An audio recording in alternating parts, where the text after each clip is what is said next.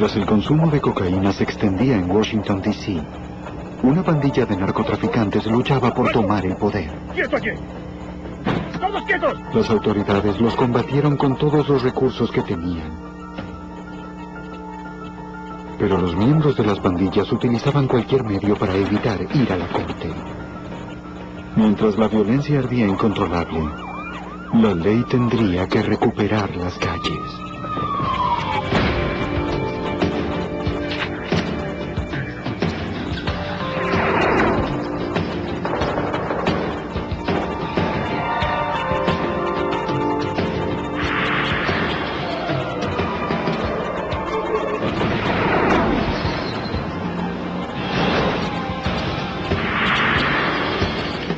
Los archivos del FBI. A comienzos de los 90, Washington, D.C. se convirtió en la capital nacional del crimen. Pocos quedaron al margen de la violencia de las pandillas, que se inició con el tráfico de droga. En 1994, esa violencia estalló en el corazón de las fuerzas defensoras del orden. Soy Jim Kallstrom, exdirector del FBI en Nueva York. Esta situación condujo al FBI a una cacería internacional que involucró al líder de la pandilla más temible de la ciudad. El 26 de octubre de 1994, la capital de Estados Unidos estaba por convertirse en el escenario de otro crimen violento.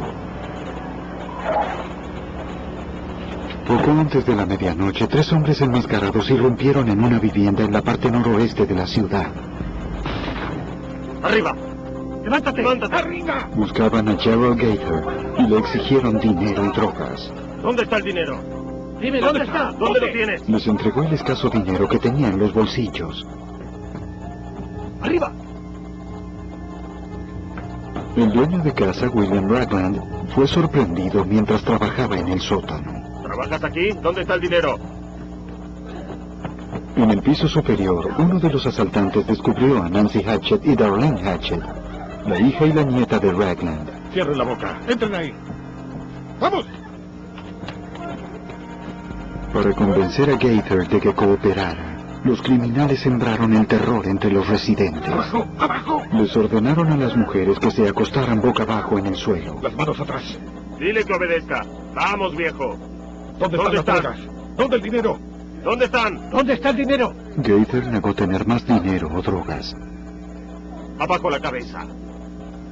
Uno de los asaltantes atacó a Ragland con su revólver calibre 22. El empleado federal retirado de 89 años murió instantáneamente. ¿Dónde está? No traten de engañar. Andrew Madison, otro residente, fue atacado en la sala.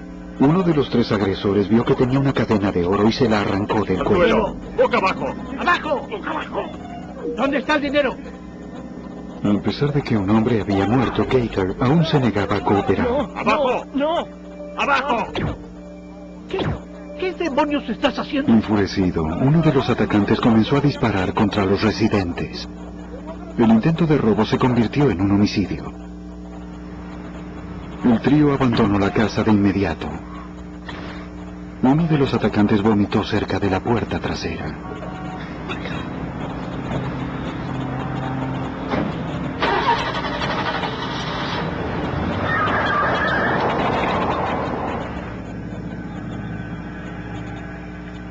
Nancy Hatchett llamó a la policía. Los oficiales del Departamento de la Policía Metropolitana llegaron de inmediato a la casa, ubicada en una zona conocida por el tráfico de drogas. En el interior, 3 personas estaban muertas. William Ragland, su nieta Darlene Hatchett y Gerald Gaither. Tomaron fotografías de los 3 cuerpos y se recogieron los cartuchos de los proyectiles. En el exterior, la policía descubrió el vómito cerca de la puerta.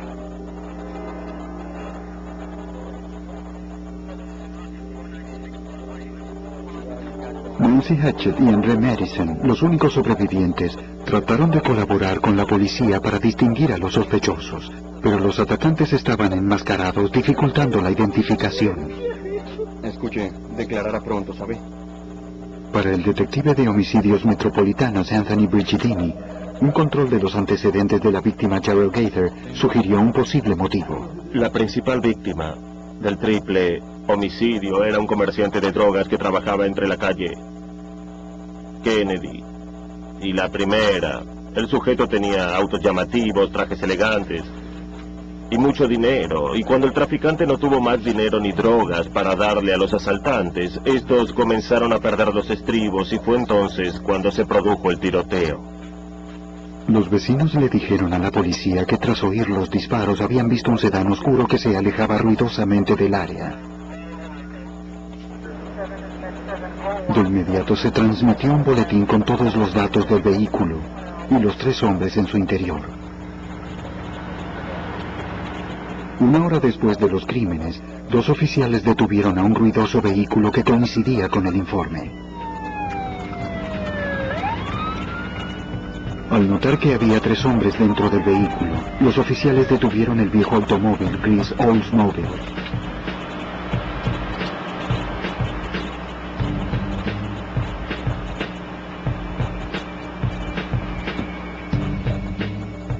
Y la gente les pidió a los hombres que se identificaran. El conductor dijo que se llamaba Benny Lee Lawson. Los pasajeros resultaron ser Cubby Mowat y Jermaine Graves. En uno de los bolsillos de sus pantalones, un policía encontró la cadena de oro rota. Pero aún quedaban por completarse detalles de la escena del crimen. Para los oficiales, la cadena no significaba nada. Tras registrar los nombres y direcciones de los 3 hombres, fueron liberados. No había evidencia en el vehículo que los conectara con los homicidios. A pesar de no contar con sospechosos, los detectives de homicidios creyeron que Gerald Gaither había sido asesinado por una pandilla rival. Hacia 1990, la cocaína llegó a las calles de Washington, D.C. Cuando se hizo evidente que se podía ganar mucho dinero con el tráfico de drogas, comenzaron a crecer por toda la ciudad pandillas de vecindario. A medida que las pandillas tenían acceso a más dinero, recurrían a la violencia para proteger su territorio de los traficantes rivales. Hacia 1994, la capital de Estados Unidos tenía un promedio de 400 homicidios al año. La policía de Washington, D.C. unió sus fuerzas a las del FBI y varias agencias federales para combatir la violencia vinculada a las drogas. La mayoría de los crímenes quedaba sin resolver. Con la esperanza de hallar alguna pista del triple homicidio, los detectives comenzaron a recorrer el vecindario, donde se habían producido los asesinatos. Los vecinos estaban demasiado atemorizados para cooperar abiertamente. Algunos estaban dispuestos a telefonear para dar información en forma anónima. Una pista los llevó a Benny Lee Lawson, uno de los 3 hombres involucrados en el caso del triple homicidio.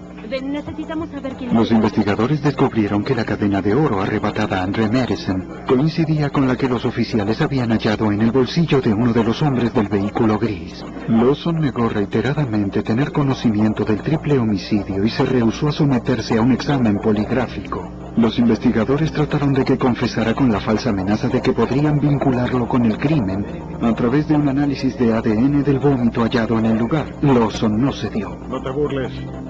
Tras 4 horas, la policía no tuvo más alternativa que liberarlo. El nombre de Lawson fue ingresado en la base de datos criminales. Había sido identificado por unidades de inteligencia de la policía como miembro de una de las pandillas más violentas de Washington. La pandilla de la calle Kennedy y la primera, cuyo nombre derivaba de las calles que marcaban el territorio dominado por el grupo. Organizada en 1988, la pandilla estaba involucrada en tráfico de drogas, hurtos, secuestros, tiroteos y homicidios. Los hombres que estaban con Benny Lawson la noche de los homicidios, Cubby Mowat y Jermaine Graves, le recriminaron a Lawson que había pasado demasiadas horas con los detectives de homicidios. Ellos creían que Lawson los había delatado, revelándole a la policía la conexión de la pandilla con el triple homicidio. Lawson estaba furioso por la acusación. Él odiaba a la policía y les juró a sus dos compañeros que no había revelado nada a los investigadores. No, lo único que me dijeron que tenían era... Como no lo habían arrestado, Graves estaba seguro de que los policías carecían de evidencia. Tenemos que conseguir dinero. Mowat no estaba tan seguro. Señaló que prefería abandonar el país a ser acusado de asesino. Tal vez podía ser testigo de esto. Lawson juró que nunca regresaría a prisión donde una vez lo habían violado. ¿Qué te preguntaron?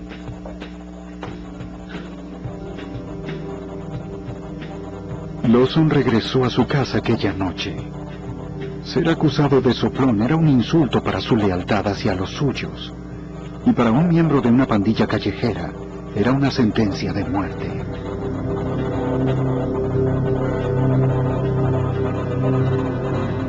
Y estaba decidido a recuperar el respeto de los miembros de la pandilla, demostrando ante todos que no era un traidor.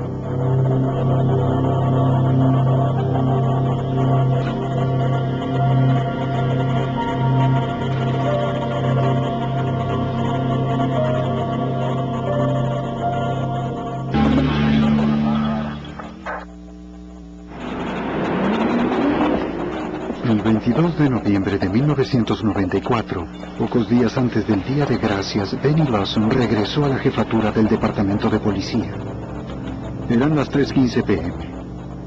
Lawson trataba de hallar el departamento de homicidios que había visitado varios días antes.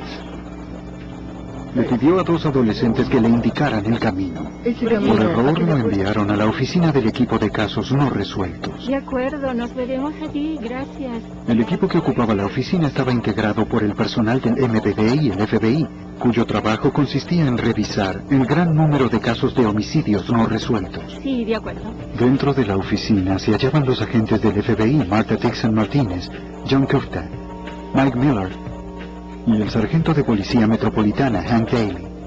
Al menos soy consistente.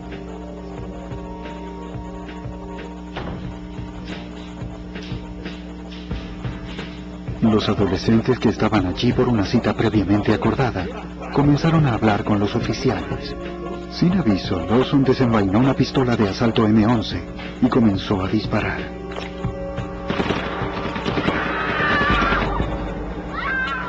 La jefatura de policía de Washington, D.C. estaba bajo ataque. La descarga de proyectiles retumbó en el edificio de la jefatura de policía de Washington, D.C.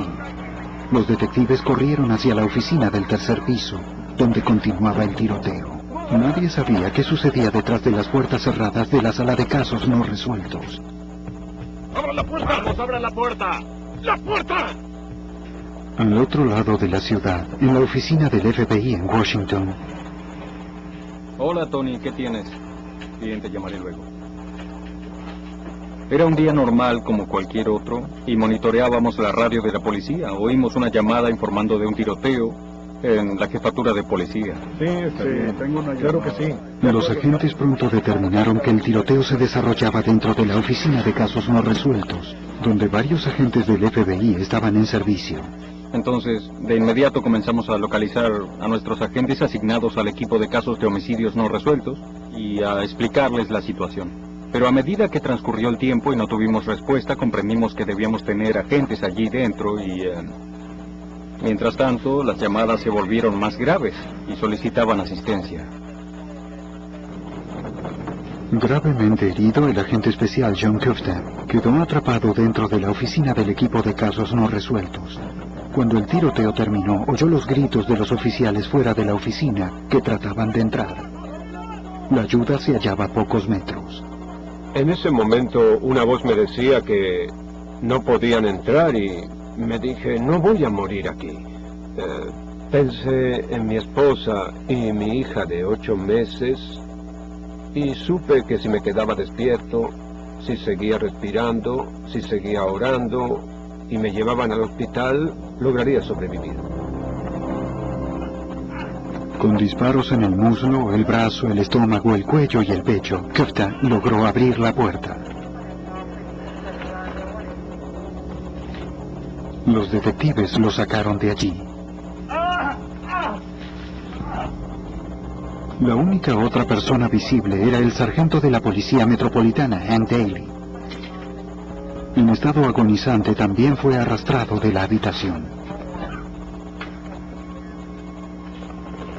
Lo llevaron afuera, donde un helicóptero aterraba para transportarlo al hospital. Ignorando si el atacante planeaba otra emboscada, los oficiales aguardaron hasta que llegara el equipo de SWAT. Los agentes del FBI y los equipos de SWAT de los alrededores de la capital convergieron en la jefatura del departamento de policía. Cuando llegó el equipo de SWAT, aún se oían gritos en el interior de la oficina. Fuertemente armados, ingresaron en el recinto. Primero descubrieron el cuerpo del agente del FBI, Mike Miller. Su arma aún estaba enfundada. En la sala contigua, el equipo de SWAT descubrió el cuerpo de un hombre no identificado. Tenía una herida de bala en la cadera y una lesión fatal en la cabeza. La agente del FBI, Martha Dixon Martínez, fue la última víctima fatal que encontraron. Tenía disparos en la espalda. Junto a ella se hallaba el arma que probablemente había utilizado el asesino para matarla, como también a los otros, un arma M11.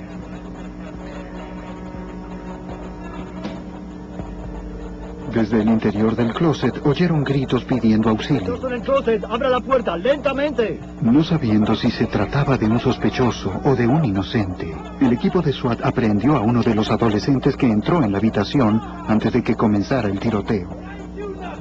El otro adolescente había logrado huir de la oficina antes, tras recibir un disparo en la pierna. Basándose en el análisis de la escena del crimen, los investigadores reconstruyeron lo que había sucedido en la oficina. ¿Ves esos casquillos de bala? Sí. Después de que Miller, Kaftan y Daly fueran emboscados, la agente Dixon Martínez se unió al enfrentamiento. Ella logró herir al sospechoso en la cadera antes de recibir un disparo en el brazo que hizo que arrojara su arma. El atacante tomó su revólver de 9 milímetros y le disparó en la espalda cuando trataba de arrastrarse para cubrirse. Luego se apuntó a la cabeza y jaló el gatillo. La policía tomó las huellas digitales del atacante. Con suerte su identidad arrojaría luz sobre sus acciones. 2 agentes del FBI habían muerto. El sargento Hank Daly no sobreviviría a sus heridas.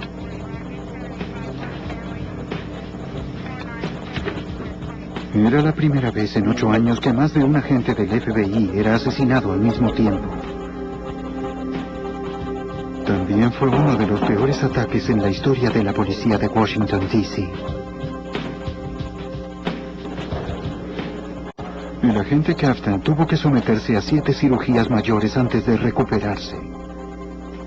La pérdida de sus compañeros, el sargento Hank Daly, y los agentes Mike Miller y Martha Dixon Martínez, fue devastadora. Martha, Mike y Hank realmente fueron héroes. No solo perdieron la vida, sino que la sacrificaron por una causa justa, por una causa en la que creían profundamente. En pocas horas, la investigación comenzó a avanzar con la llegada de las huellas digitales del atacante.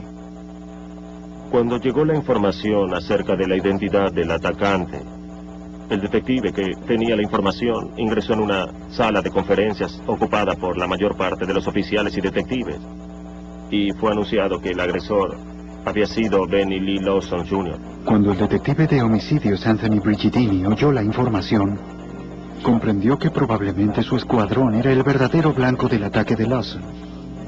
Lawson y la pandilla de la calle Kennedy y la Primera eran los principales sospechosos del triple homicidio de William Ragland, Darlene Hatchett y Gerald Gaither. El tiroteo en la jefatura demostraba hasta dónde estaban dispuestas a llegar las pandillas para protegerse. Con el asesinato de los oficiales federales, el FBI tuvo jurisdicción en la investigación. Me dieron los detalles para trabajar conjuntamente con el FBI a investigar a la pandilla de la calle Kennedy y la Primera, y en ese momento nos sentíamos responsables por el ataque de Lawson al cuartel de policía. Tras unirse al equipo a cargo, Brigidini compartió todo lo que sabía de Benny Lawson y la pandilla. El agente especial John Kerr estaba en el equipo. Para él, la conexión de Benny Lawson con la pandilla de Kennedy y la primera planteaba serios interrogantes. ¿Se trataba de un acto individual de Benny Lee Lawson o tenía cómplices? ¿Había recibido ayuda? ¿Habría más ataques al FBI y a la policía? Y esa fue la razón por la que queríamos responder a esos interrogantes y saber si era una conspiración. Esa noche los investigadores obtuvieron una orden para registrar la vivienda de Lawson. ¡Policía! ¡Al suelo! ¡Al suelo!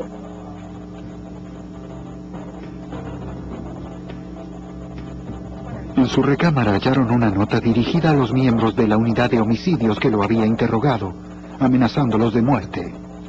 Todo está bien.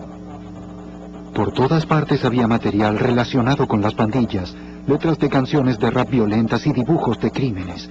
Para los investigadores, los artículos hallados en el cuarto de Lawson reflejaban una fijación con la violencia común a todos los miembros de pandillas.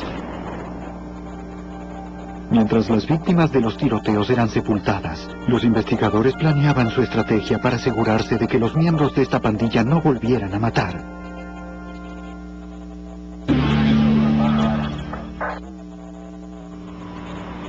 Tras el ataque a la jefatura del Departamento de Policía Metropolitano, la presión policial sobre los delincuentes se intensificó. Los integrantes de las pandillas reaccionaron pasando menos tiempo en las calles. Armar un caso contra ellos por su actividad criminal sería difícil. Las pandillas eran muy cerradas para los extraños. Infiltrar un agente encubierto era demasiado peligroso. Nos dimos cuenta de que se trataba de una pandilla muy cerrada, es decir que sus integrantes se vigilaban mutuamente y se cuidaban entre sí, pero ellos eran muy recelosos con los intrusos, se habían cuidado en el pasado y ahora lo hacían aún más, y cualquier intento de nuestra parte para infiltrar un agente u oficial de policía sería muy peligroso y no lo intentaríamos. En lugar de eso, los agentes tendrían que reunir evidencia contra la pandilla a través de una vigilancia encubierta. Con el paso del tiempo, la pandilla volvió a sus actividades habituales. De acuerdo, tenemos algunos. Pero el FBI vigilaba. A través de la vigilancia, los líderes de la pandilla pronto fueron identificados. Kobe Mowat y su segundo al mando, Jermaine Graves, los dos hombres que iban en el automóvil con Benny Lawson la noche del primer triple homicidio. En las calles, Mowat tenía fama de ser violento e impredecible. Kobe Mowat tenía la reputación de ser temible y de que reaccionaba rápidamente. Tenía muy mal carácter y siempre portaba un arma y podía ser extremadamente violento. Indagando el pasado de Kobe, los investigadores descubrieron que compartía una historia común con Graves y Benny Lawson. Su relación había comenzado en 1990 mientras cumplían su condena en la prisión Lorton de Washington, D.C., ubicada al norte de Virginia. Ellos habían sido arrestados y condenados por portación de armas mientras se preparaban para un tiroteo desde un vehículo contra una pandilla rival. Los detectives de las fuerzas del orden estaban convencidos de que Mowat y Graves tenían un papel importante en los 6 homicidios, pero los líderes de la pandilla de la calle Kennedy y la primera continuaban manteniendo un perfil bajo. Los agentes idearon una estrategia a largo plazo para atrapar no solo a Mowat y Graves, sino también a toda la pandilla.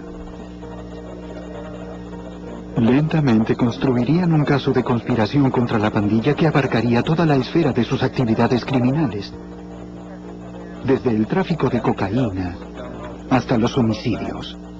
Distribúyanlos de mi parte, sí, ahora mismo. Los agentes tratarían de llegar a la pandilla utilizando a individuos que regularmente les compraban drogas. Esto les permitiría observar y grabar los crímenes cometidos por la pandilla. Y arrestando a los compradores, los agentes tendrían un medio para forzarlos a ser sus informantes. Fuimos a una zona en el momento en que pensamos que la venta de drogas sería más activa, con la esperanza de identificar a un comprador y con suerte poder atrapar a alguien con drogas, y tal vez forzarlo a trabajar para nosotros.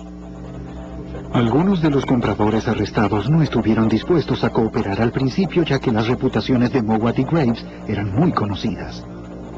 Pero la amenaza de largas sentencias de prisión era muy poderosa. Y por una razón hay armas involucradas. La estrategia del FBI dio resultado.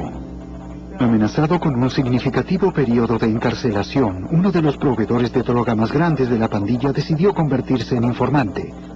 Con las directivas del FBI generaría conversaciones con los miembros de la pandilla acerca de sus actividades ilegales. Él conversaba con ellos y a ellos les gustaba jactarse de lo que hacían. Y siguiendo nuestras instrucciones, él mencionaba cualquier cosa, ya fuera un tiroteo o un crimen o algo del contrabando de drogas. Y esos sujetos comenzaban a hablar de todo eso. Decían quién estaba involucrado y qué pasaba, y todo eso era grabado. Vuelven a grabar. A través del informante y las grabaciones, los agentes se enteraron de que Mowat, Graves y Lawson habían cometido homicidios previamente. Menos de 3 semanas antes de irrumpir en la casa de William Ragland, habían secuestrado y asesinado a otro traficante de drogas rival. ¡Alto! ¡Quieto! William Woods, o Bill, el pelirrojo, era un traficante muy conocido de una pandilla rival. Jermaine Graves llevó a Woods a la casa de su madre. Una vez allí, Mowat, Graves y Lawson le robaron y lo golpearon.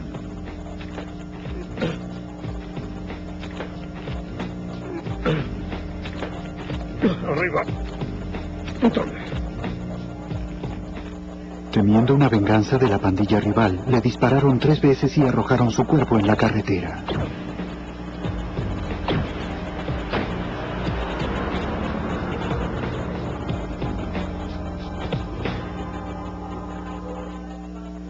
Él está suelto, matando gente. Los agentes también oyeron el testimonio de otro informante que implicaba aún más a Mowat, Graves y Lawson en el triple homicidio. Seguro, claro. Él oyó a Benny, Kobe y Jermaine Graves hablando sobre el triple homicidio. Y una de las cosas que él mencionó fue que estaban escarmentando a Benny por el hecho de que había vomitado en la escena del triple homicidio. Eso era algo que solo sabían los detectives de homicidios y que no había sido divulgado al público. La información era solo circunstancial, pero los meses de vigilancia y los testimonios del informante brindaron a los agentes suficiente evidencia para obtener un registro de las viviendas. Primero fueron a la casa de Jermaine Graves. Un equipo de SWAT armado irrumpió en la vivienda. ¡Policía, abajo! No había nadie allí. ¡Ey, uno más! Pero los agentes no se irían con las manos vacías. Encontramos un arma de 9 milímetros, una pistola semiautomática y además un poco de cocaína. Uno de los miembros del escuadrón tomó la información que teníamos del arma y preparó la declaración del arresto basándose en el hecho de que era un convicto con posesión de un arma. Durante varias semanas, Graves eludió a los investigadores. Ellos continuaron vigilando con la esperanza de que apareciera.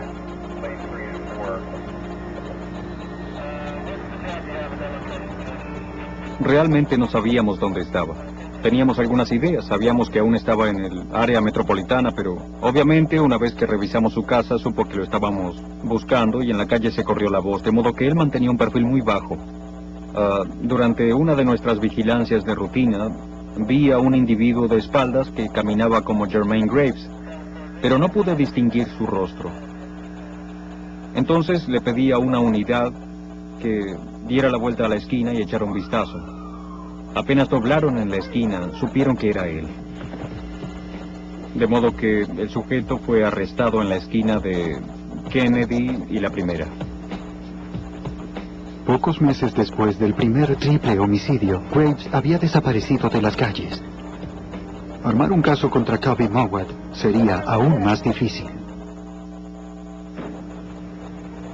Con el arresto de Jermaine Graves por posesión de armas, el FBI estaba progresando en sus esfuerzos por desterrar a la pandilla de la calle Kennedy y la Primera fuera de la ciudad.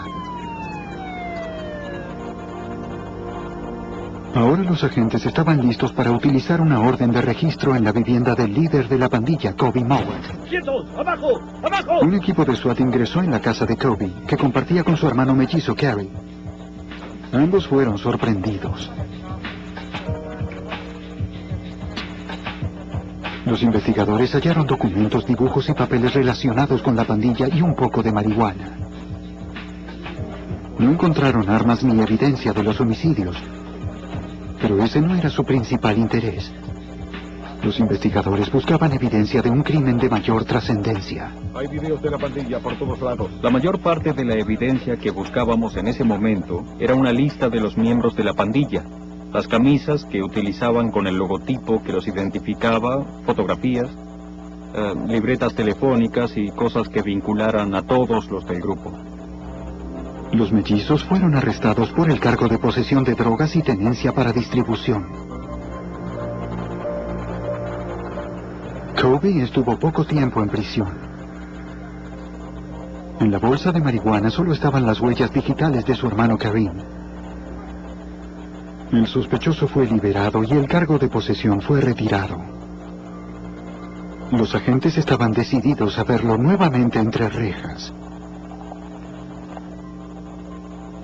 ¿Sabe qué? Los investigadores siguieron infiltrando informantes en la pandilla. Se sabe que abasteces a estos sujetos con drogas y armas. Finalmente hallaron la pista que estaban buscando. Un miembro de la pandilla de Kennedy, la primera, ante la posibilidad de ir a la cárcel por un cargo de drogas, decidió cooperar. Finalmente los investigadores supieron la respuesta a la pregunta que más los intrigaba. ¡Estúpido, estúpido! El plan del trío era robarle al traficante de drogas Gerald Gaither. No es así. ¡Estúpido! Jermaine Graves se molestó al ver que Gaither se negaba a cooperar y repentinamente asesinó a los 3 residentes. Tal vez podía ser testigo de esto. Fuera de la casa, Benny Lawson, abrumado y descompuesto, vomitó.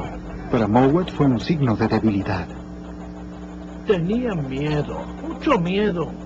Germain seguía y hablaba... El informante continuó. Cuando Lawson fue interrogado por los investigadores, Mowat estaba seguro de que Lawson los había delatado y comenzó a decirle a los otros de la pandilla que Lawson estaba cooperando. Él estaba sentado en la barbería. Benny odiaba a todos los soplones. Él había golpeado con un revólver a un individuo del que se sospechaba que era un traidor y probablemente lo odiaba más que ningún otro miembro de la pandilla. El hecho de que Kobe pensara que él los delataría o que los traicionaría, tanto a él como a los demás miembros de la pandilla, y que todos lo considerarían un soplón, creemos que fue más de lo que él pudo soportar. Ahora era claro que Kobe Mowat, Jermaine Graves y Benny Lawson habían cometido el triple homicidio. Tratábamos de recordar... Los agentes llevaron su caso a la oficina del Procurador Público de Estados Unidos. A través de esas conversaciones y la cooperación de los testigos, además de la información que tenía la policía del auto detenido esa noche, no había dudas de que teníamos evidencia para obtener una detención de estos sujetos por los homicidios. También era evidente que Kobe Mowat era parte del motivo por el que Benny Lee Lawson había asesinado a los 3 investigadores dentro del departamento de policía. Finalmente los agentes se sintieron preparados para ir ante el gran jurado y presentar un caso de conspiración contra Kobe Mowat y la pandilla completa. Entre los 57 cargos presentados figuraban una docena de denuncias por homicidios, tráfico de droga, robo armado, secuestro y contrabando. Ya en custodia, Graves fue acusado por 3 cargos de homicidio.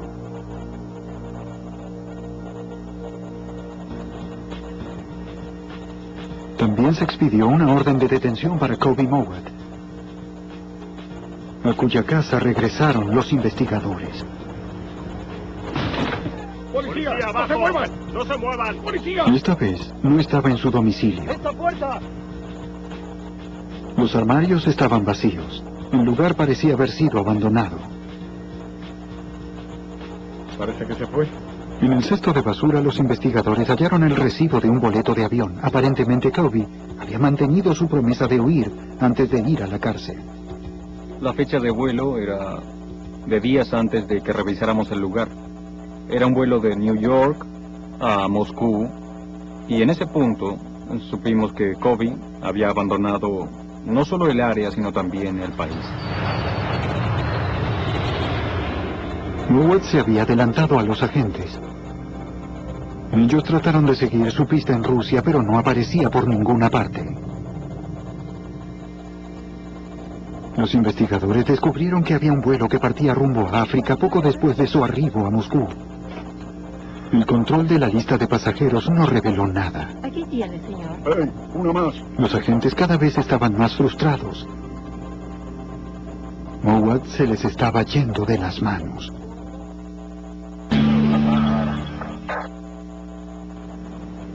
Durante 6 meses, los agentes del FBI y los policías de Washington, D.C. trataron de rastrear al fugitivo Kobe Mowat. Podía estar ocultándose en cualquier parte. Se inició una cacería humana internacional. Tras varios meses de búsqueda, el agente John Kerr halló una pista. A través de un informante descubrió el nombre de una exnovia de Kobe. Teníamos algunas direcciones y en una solicitamos el registro de llamadas telefónicas y... efectivamente, había una llamada a cobrar desde Kenia. Era una muy cara. Y... había sido después de que el sospechoso llegara a África. Los agentes la citaron para interrogarla. Ella negó repetidamente tener conocimiento del paradero de Kobe. Él está suelto, matando gente. Además, le mostraron registros telefónicos. Si seguía ocultando información, la presionarían con una citación del gran jurado. No comprendo qué quieren. Finalmente decidió cooperar. Dijo a los investigadores que Kobe en verdad la había llamado varias veces desde Nairobi, Kenia, pero no lo había hecho recientemente. Ella creía que probablemente se había mudado a Tanzania. La información inmediatamente fue transmitida a los agentes extranjeros. Debe saber dónde está. La llamada telefónica de Mowat a su exnovia había sido realizada desde un hotel en Nairobi. Un funcionario de seguridad estadounidense del Departamento de Estado Regional de Kenia siguió la investigación. Soy funcionario de seguridad y quiero que me ayude a localizar a este hombre. El dueño del hotel dijo que no recordaba a Kobe Mowat. El agente Giuliano recibió la noticia. Fue algo muy frustrante porque otra vez carecíamos de información nueva, no teníamos descanso y sabíamos que el único dato que teníamos ahora era el de ese hotel en Nairobi, Kenia. De modo que volvimos a los oficiales de seguridad regional y les pedimos que volvieran a interrogar al individuo. Una vez más, el dueño del hotel insistió en no saber nada acerca de Kobe Mowat. Ante la fotografía, pareció vacilar. El oficial de seguridad regional siguió presionando. Finalmente, el dueño le pidió que le garantizara que si recibía información, Kobe nunca lo sabría. El oficial de seguridad regional aceptó protegerlo. Dijo que Kobe se había alojado en su hotel, pero se había ido hacía varios meses. Le dio al oficial un número al que Kobe había llamado mientras estaba en el hotel. El llamado era a Tanzania, al este del continente africano. No le dirán que yo les di la información. A los agentes les llevó varios días determinar por qué el dueño del hotel protegía al líder de la pandilla. No quiero problemas. Descubrimos que la madre de Kobe había sido educada en Jamaica y durante ese proceso ella había trabado amistad con varios individuos que habían terminado en varias partes del mundo. Ella tenía un vínculo con el dueño del hotel en Nairobi y lo había contactado para proteger a Kobe y ayudarlo. Que tenga buen día. Bien, gracias. El número telefónico en Tanzania finalmente llevó a los investigadores a un profesor universitario local. Él era amigo de la madre de Kobe Mowat. Tengo algunas fotografías. El FBI le pidió al Departamento de Policía Nacional de Tanzania que siguiera la pista. No. El profesor no estaba dispuesto a cooperar con las autoridades. No es un estudiante. La Policía Nacional comenzó su propia investigación sobre el paradero de Kobe Mowat en su país. A medida que la búsqueda se intensificaba en Tanzania, los agentes y la policía de Washington, D.C. continuaban construyendo su caso contra la pandilla de Kennedy y la primera. A partir de la vigilancia y el testimonio del informante durante el año previo, reunieron una gran evidencia. Había de 20 a 25 oficiales del Departamento de Policía Metropolitana y agentes especiales del FBI trabajando en esta investigación contra el reloj de afuera, controlando registros telefónicos o descubriendo nuevos crímenes que estos sujetos habían cometido. El 14 de septiembre de 1995, los oficiales llevaron a cabo más de una docena de arrestos.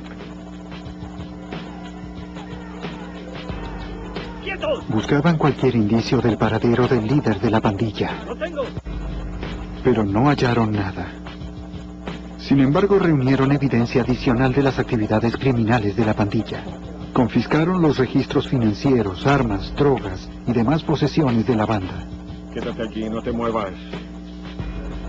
Algunos de los arrestados estuvieron de acuerdo en cooperar a cambio de una reducción de la condena en prisión.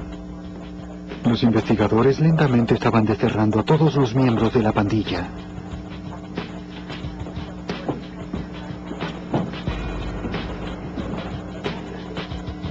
En Tanzania, la búsqueda de Kobe Mowat se intensificaba.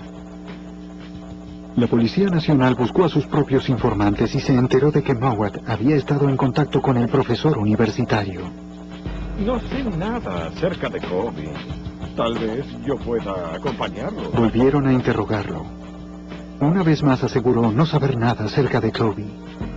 Amenazando al profesor jamaiquino con la deportación, la policía de Tanzania lo convenció de reconsiderar su posición. Finalmente admitió haber ayudado a Mowat a encontrar un lugar para ocultarse. Se ofreció a llevarlos al sitio. El lugar estaba en la zona habitada por tribus que viven en cabañas de paja o directamente a la intemperie, en medio de los animales salvajes en donde hacían ciertos cultivos. Era el último lugar del mundo donde los agentes hubieran buscado a Mowat. Ignorando que el profesor había revelado su ubicación, Mowat se sorprendió al ver a la policía acercándose a la cabaña. Encendió fuego a cualquier cosa que pudiera identificarlo.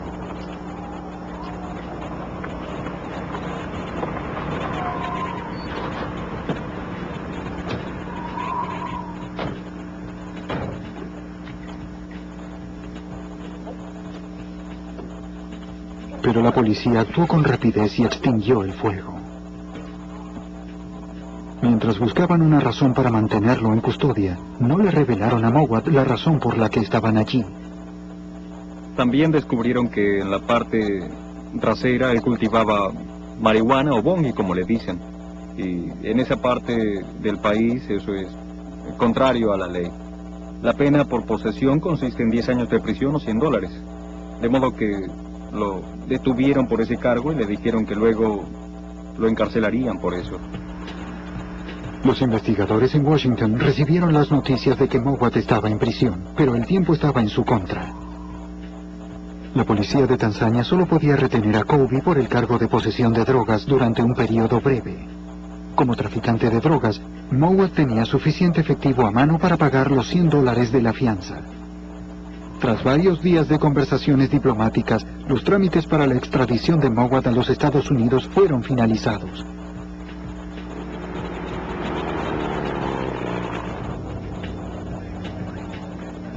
El agente Giuliano y el detective Brigittini viajaron a Tanzania para llevarlo en custodia. Los investigadores estaban finalmente cara a cara con el hombre que los había eludido durante un año. Cuando Kobe llegó, se veía cansado y como si hubiera sido derrotado. Le explicamos cuáles eran los cargos contra él y que sería llevado a Estados Unidos porque él había sido acusado en ese país por varios cargos, entre ellos el de homicidio en primer grado y el de contrabando. Mowat regresó a los Estados Unidos, donde él y los miembros de la pandilla enfrentaron 57 denuncias. ¿Estás de acuerdo con eso? Kobe Mowat y Jermaine Graves fueron condenados por todos los cargos. Cada uno de ellos fue sentenciado a 35 años en una prisión federal. La captura de Mowat en África permitió que los investigadores sacaran de la calle al resto de los miembros de la pandilla de Kennedy y la primera. Cuando trajimos a Kobe de vuelta a Estados Unidos, Eso tuvo un efecto dominó en el resto de los miembros de la pandilla. Y finalmente todos se declararon culpables, porque sintieron, y en verdad nos lo dijeron, que una vez que nosotros hallamos a Kobe en el este de África y lo deportamos, supieron que no podrían escapar. Los agentes del FBI y la policía de Washington trabajaron incansablemente para llevar justicia a las víctimas de la violencia de pandillas, pero este caso también era personal. Solo después de que la pandilla entera fuera encarcelada, pudieron hacer el duelo y reivindicar las muertes de sus amigos. El sargento Hank Daly y los agentes del FBI Mike Miller y Martha Dixon Martínez. Para el agente John Kufta, que apenas sobrevivió al ataque en el departamento de policía, las consecuencias del caso fueron de largo alcance. El hecho de que esta pandilla fuera encerrada creo que se convirtió en un mensaje claro para otras organizaciones criminales que operaban en el Distrito de Columbia y en el área de los 3 estados, que el FBI y la policía de Washington llegarían hasta donde fuera necesario, irían a otros continentes para encontrarlos y llevarlos a Estados Unidos para enjuiciarlos.